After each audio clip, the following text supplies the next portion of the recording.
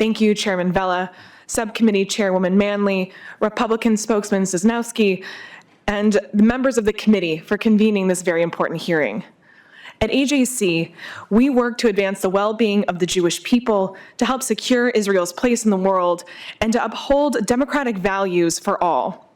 That includes engaging constructively with policymakers on issues that affect both the Jewish community and the broader fabric of our society.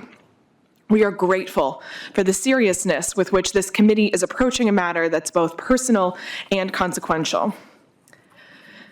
Illinois has long taken a principled approach to aligning its economic practices with its values. The state's 2015 Anti-Boycott, Divestment, and Sanctions, or BDS law, reflects a clear bipartisan commitment to oppose discrimination in all forms, including economic discrimination. As you've heard, this approach is consistent with Illinois' broader history of restricting pension investments in entities whose conduct runs counter to states' policy priorities. From AJC's perspective, the BDS movement is not simply about criticism of Israel or the Israeli government policies. Rather, it is a campaign that, in both practice and in principle, seeks to isolate and delegitimize the world's only Jewish state. Many BDS leaders openly reject Israel's right to exist and oppose a negotiated two-state solution. This reality matters because it underscores that BDS is not a vehicle for coexistence. It is, in fact, a barrier to it. It's also important for us to be clear about what Illinois' anti-BDS law does and what it does not do. It does not restrict free speech, nor does it prevent individuals from expressing criticism of Israel or engaging in protest. Those rights are constitutionally protected and they remain fully intact. What the law does is ensure that state pension funds are not used to support companies that engage in discriminatory boycotts against Israel simply because Israel is a Jewish state. In that sense, the law represents a narrow, measured, and constitutional policy choice, one that reflects Illinois' long-standing opposition to discrimination and its interest in maintaining stable and principled investment practices.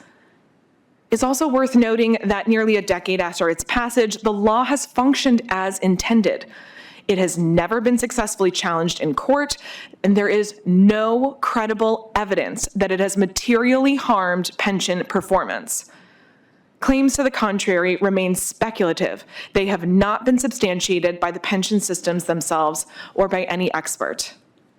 At a time of heightened polarization and rising anti-Semitism, it is especially important for policymakers to resist efforts that would deepen division without delivering meaningful benefits. Repealing this law will not advance peace in the Middle East, nor will it resolve the complex and deeply rooted Israeli-Palestinian conflict. Repealing this law will not change the real suffering of Palestinians, whether in the West Bank or Gaza or those here in Illinois with family there.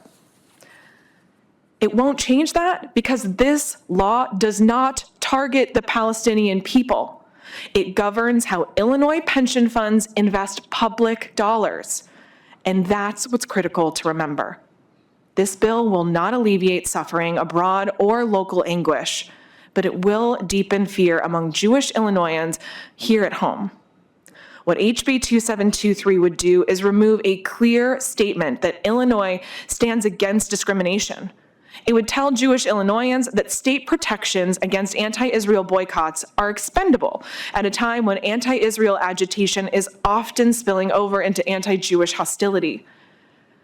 Instead, Illinois should continue to foster dialogue, support efforts towards coexistence, and address the pressing needs of our communities here at home.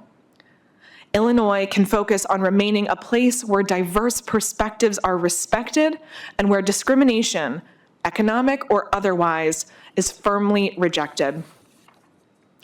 On behalf of AJC and the communities we represent, I respectfully urge this committee to oppose HB 2723 and to uphold Illinois' longstanding commitment to fairness and principled policymaking.